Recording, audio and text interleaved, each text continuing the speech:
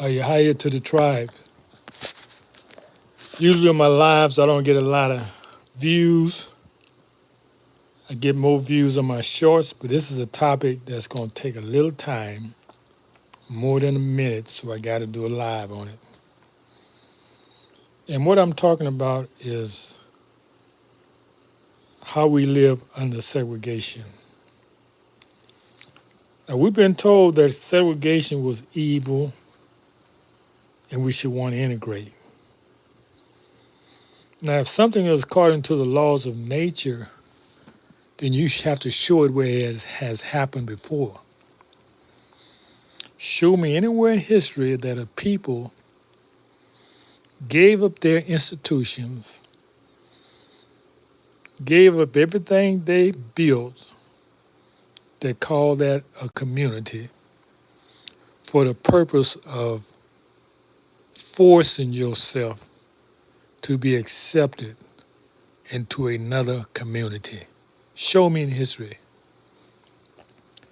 So what I'm saying, or what's being said, is that my people, black people, the indigenous people, the tribes, however way you want to see us, we've been fed a bunch of lies. I lived under segregation. Everyone was living prosperous. If you got down your luck, there was work you can do to get yourself up in our community. I remember taking my shoebox and shining shoes for a minute to get some money to go to the picture show or cutting neighbors' yards. The first jobs I had was in our own community, restaurants, washing dishes. So what's being said is that we had beautiful schools where people, the beauty is the love that the teachers have for us. They care for us. They wouldn't tolerate no foolishness from us. In the community, if I try to skip school, Miss Abraham, Miss Creasy, Miss Sarah, they'll catch me at the corner and say, "Come here, boy. Give me a switch. Get that booty. What you doing out here not in school?" Wasn't no questions asked. That's love in a community. That's a village raising a child. That's segregation. I don't remember never seeing police in our community, not once. Not once. Now I'm here to set the record straight, the lies you've been told. Now in the late 60s, I was about a teenager. Well, about 63, 64, they started going downtown at these stores, trying to make them serve them. Now look, now we had our own stores. We had everything we needed in our own communities. The only time the law came against us is when we was crossing the boundaries.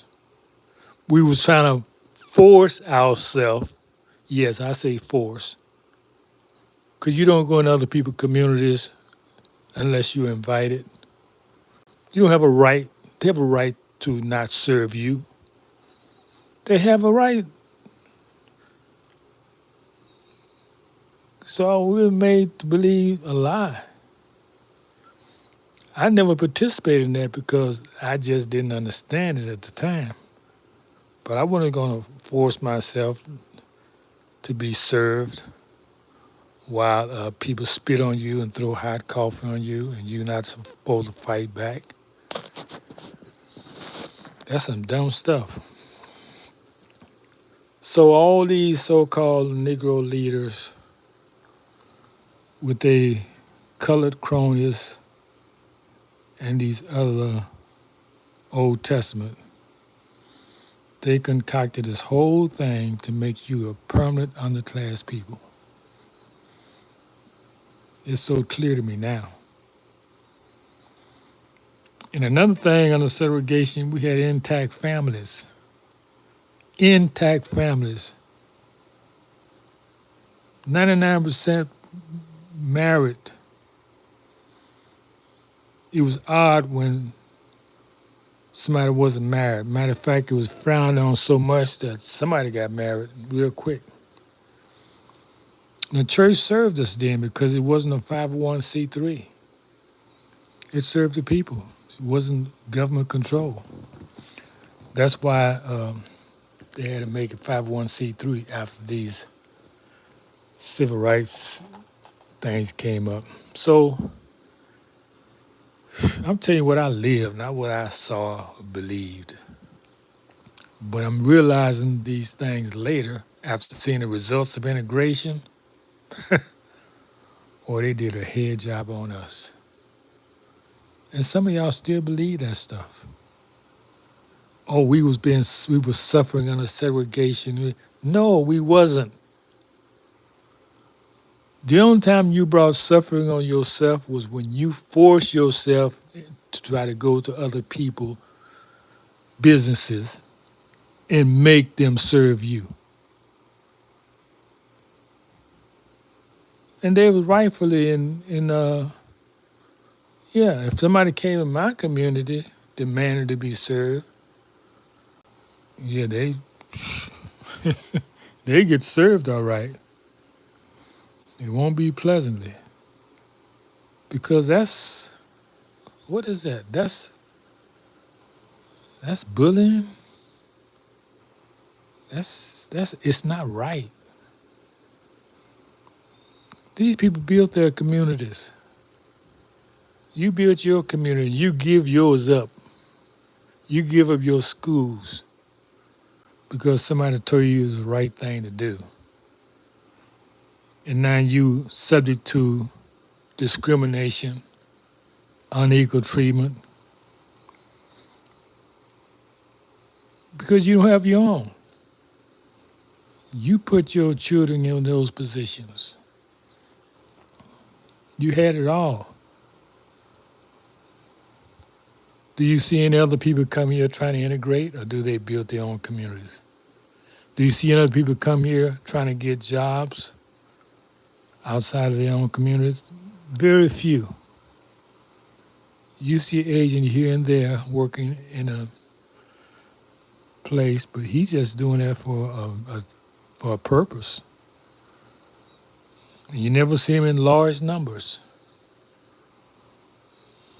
One of them does it for a while, and they go and build in their community and provide jobs in their communities. Everybody comes here. That's why it said, Abraham's seed, the whole world be blessed. Because when they came here to build their businesses, they came to our community because we serve everybody except ourselves.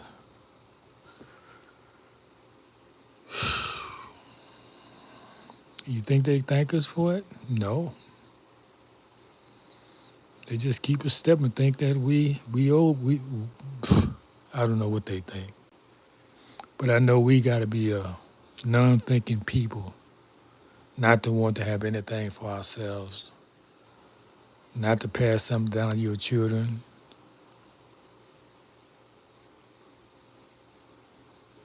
And that's not every one of us. That's the majority of us who have fallen for this fakery.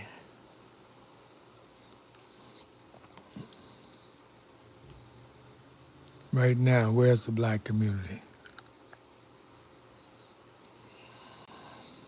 When I say community, I'm talking about with industries, banks,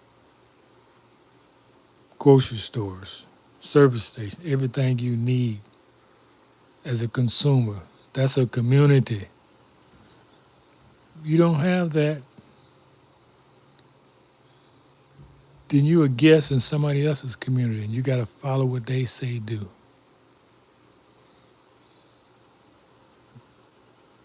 because you don't have your own. So I think I said it all. Any questions? Which I rather people have questions because I don't know why y'all don't have questions. Maybe this knowledge is too high for y'all. I'm just doing my part and sharing it. That's what the Great Spirit told me to do. Whether you accept it or not, you can't say you didn't know. Hiya, hiya to the tribes.